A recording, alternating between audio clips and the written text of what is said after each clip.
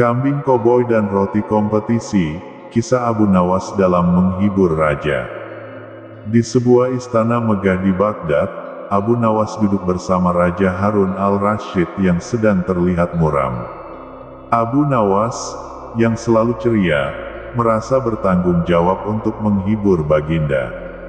"Wahai Baginda, mengapa wajah Baginda begitu suram pada hari yang cerah ini?" tanya Abu Nawas. Raja Harun al-Rashid menjawab, "Oh Abu Nawas, aku terlalu banyak dipenuhi oleh masalah kerajaan. Semua tampak begitu rumit." Abu Nawas tersenyum penuh keceriaan, Baginda, biarkan aku ceritakan suatu kisah yang akan mengusir kesedihan dari hati Baginda." Dengan sigap, Abu Nawas memulai kisahnya. Suatu hari, seekor kambing jantan berkata pada dirinya sendiri, "Mengapa aku harus mengkhawatirkan masa depan? Aku hanyalah seekor kambing." Raja Harun al-Rashid tersenyum mendengarnya.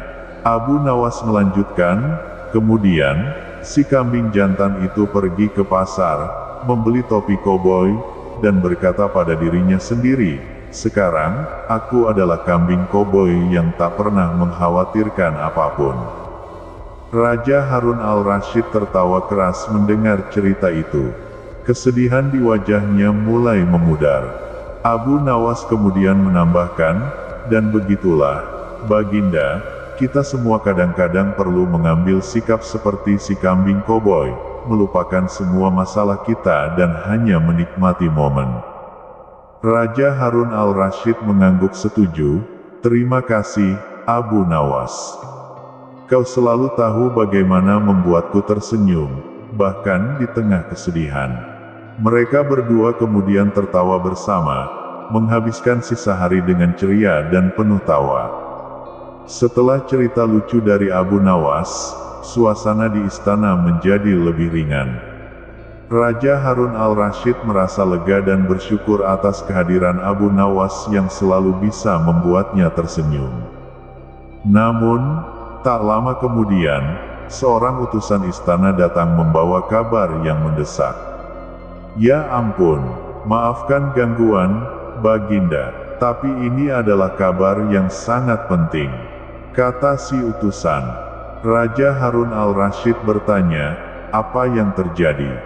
"Utusan, para tukang roti mengadakan mogok karena harga tepung naik." Raja Harun al-Rashid memalingkan pandangannya ke arah Abu Nawas dengan kebingungan. Abu Nawas, tanpa ragu, memberikan ide yang tak terduga. Abu Nawas tersenyum dan berkata, "Baginda, bagaimana jika kita mengadakan kompetisi memanggang roti di seluruh kota? Pemenangnya akan mendapatkan hadiah yang menggiurkan, seperti misalnya, sebuah keledai yang pintar." Raja Harun al-Rashid terkekeh mendengarnya. "Abu Nawas, kau memang selalu punya cara yang unik untuk menyelesaikan masalah." Tidak butuh waktu lama bagi Raja Harun al-Rashid untuk memerintahkan penyelenggaraan kompetisi tersebut.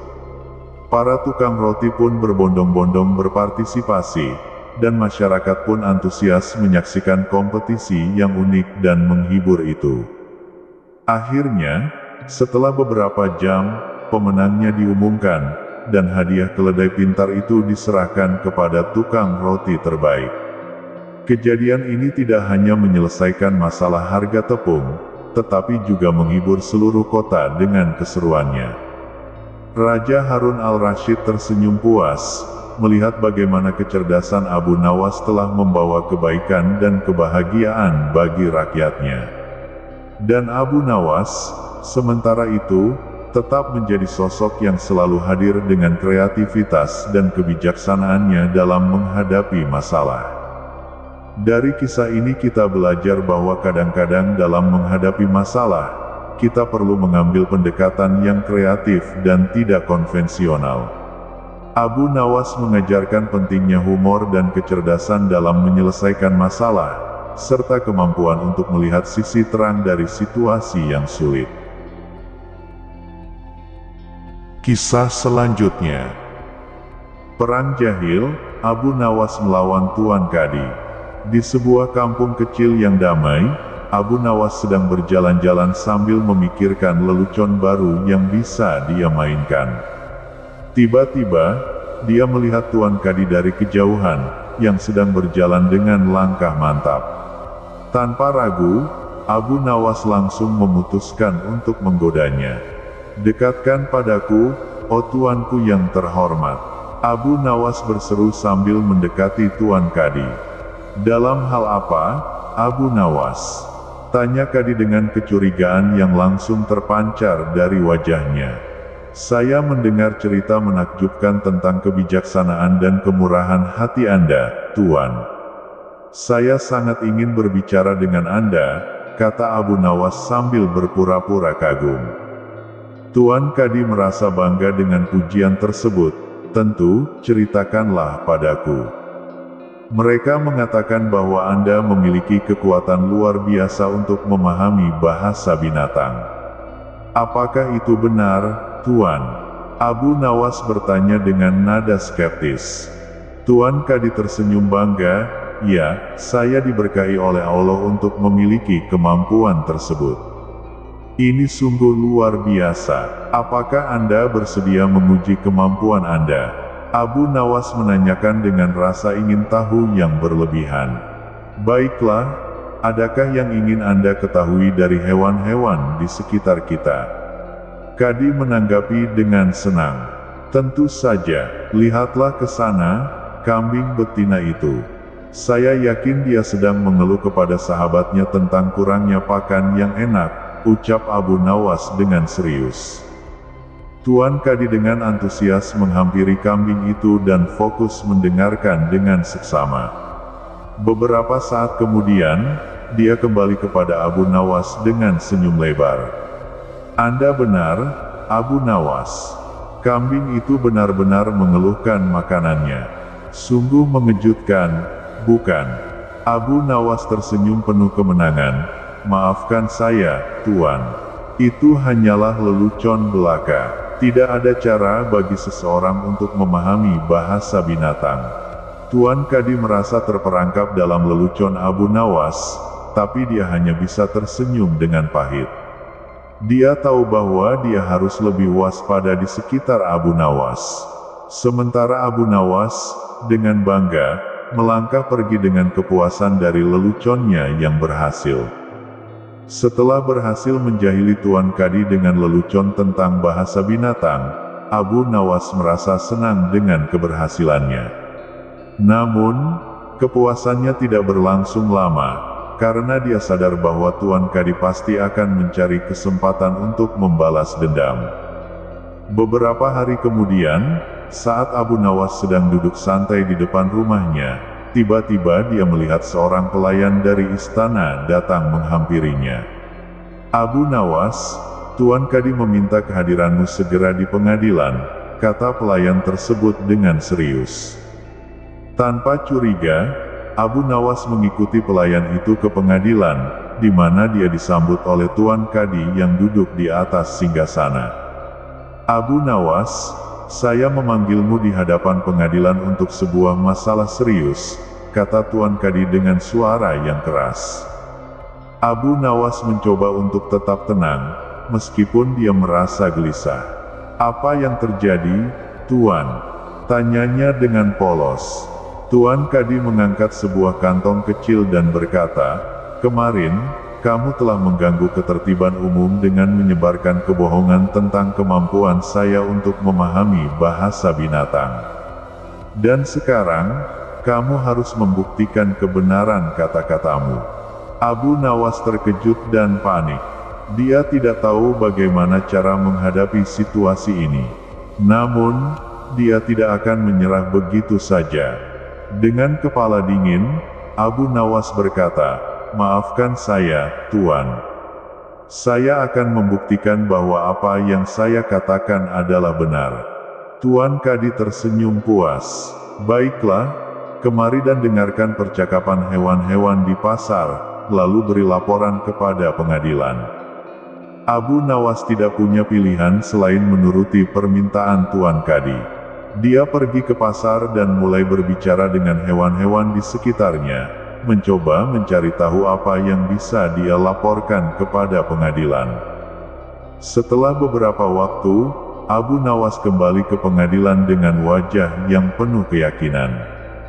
Hamba telah mendengar percakapan hewan-hewan di pasar, dan mereka semua memuji kebijaksanaan dan kemurahan hati Tuan Kadi. Ucapnya dengan percaya diri. Tuan Kadi terkejut mendengarnya, namun dia merasa senang karena berhasil membalas dendam secara halus.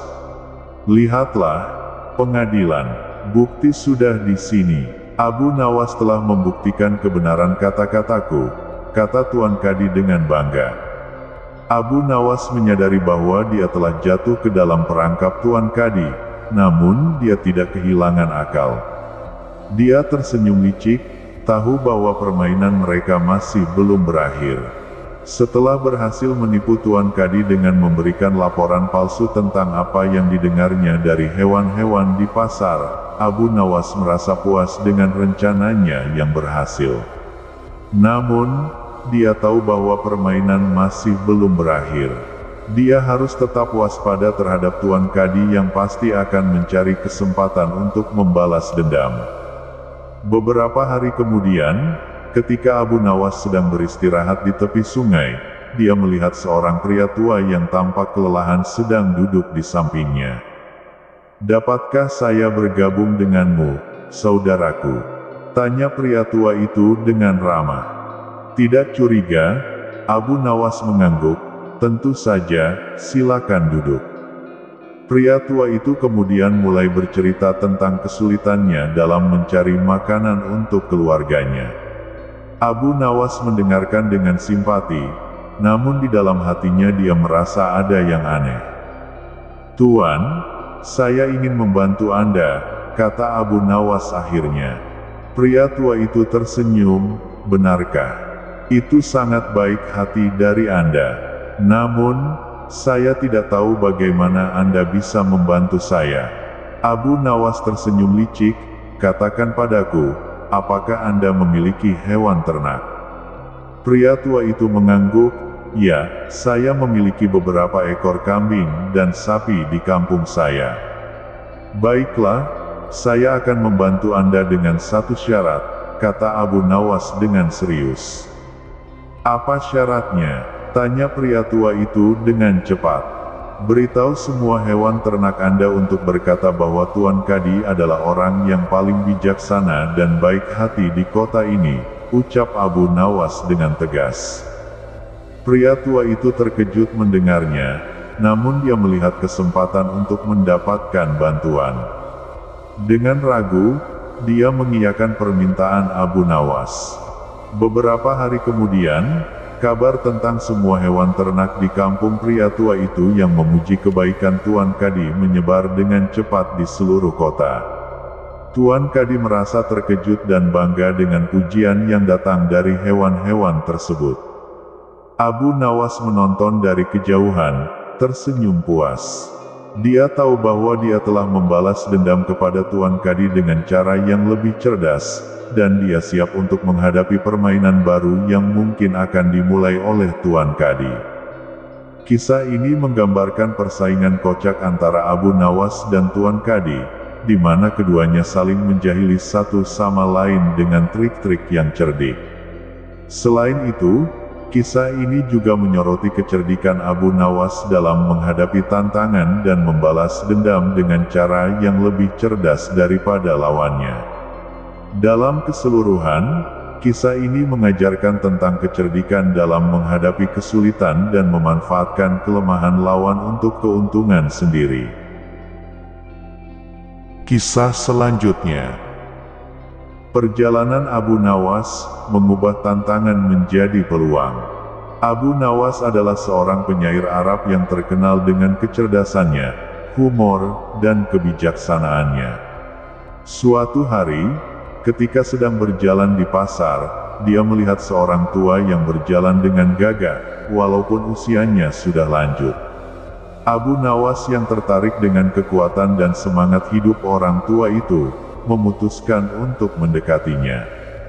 Selamat pagi, wahai yang berjalan dengan langkah yang tegar, sapa Abu Nawas dengan penuh kagum. Tidak ada yang istimewa dari langkahku, anak muda. Hanya sebuah perjalanan hidup yang panjang dan penuh liku, jawab sang tua dengan ramah. Abu Nawas tertarik dengan kebijaksanaan sang tua dan bertanya, apa rahasia Anda tetap begitu kuat dan semangat di usia yang sudah senja? Sang tua tersenyum bijaksana, rahasia itu terletak pada cara kita menghadapi tantangan. Setiap batu yang menghalangi kita adalah pelajaran, bukan penghalang. Hidup memberikan cobaan, tapi keberanian untuk menghadapinya adalah kunci untuk tetap tegar. Kata-kata bijak sang tua meresap dalam hati Abu Nawas. Dari saat itu, Abu Nawas belajar untuk melihat setiap kesulitan sebagai kesempatan untuk belajar dan tumbuh. Ia menyadari bahwa keberanian dan ketekunan adalah kunci untuk menghadapi segala rintangan dalam hidup. Setelah mendengar kata-kata bijak dari orang tua tersebut, Abu Nawas merasa terinspirasi untuk mengubah pandangannya terhadap hidup. Ia mulai melihat setiap masalah sebagai kesempatan untuk belajar dan berkembang. Suatu hari, Abu Nawas dihadapkan pada ujian berat dalam hidupnya. Ia mengalami kehilangan yang sangat besar, membuatnya merasa putus asa dan kehilangan semangat. Namun, bukan mengeluh atau menyerah yang dipilihnya. Sebaliknya, dia mengingat kata-kata bijak sang tua, bahwa setiap cobaan adalah pelajaran yang berharga.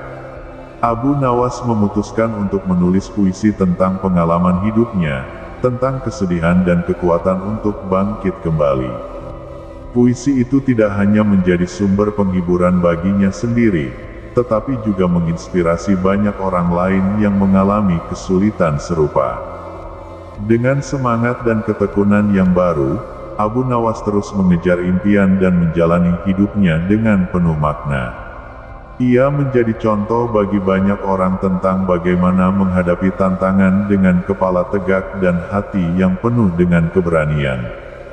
Dari kisah ini, kita belajar bahwa sikap positif dan ketekunan adalah kunci untuk mengatasi tantangan dalam hidup. Kita harus belajar dari setiap pengalaman dan menjadikannya sebagai batu loncatan untuk mencapai kesuksesan. Dan dari kisah ini, kita belajar bahwa meskipun hidup penuh dengan cobaan dan kesulitan, kita memiliki kekuatan dalam diri kita untuk bangkit setiap kali kita jatuh. Hanya dengan sikap positif dan ketekunan, kita dapat mengubah setiap tantangan menjadi kesempatan untuk tumbuh dan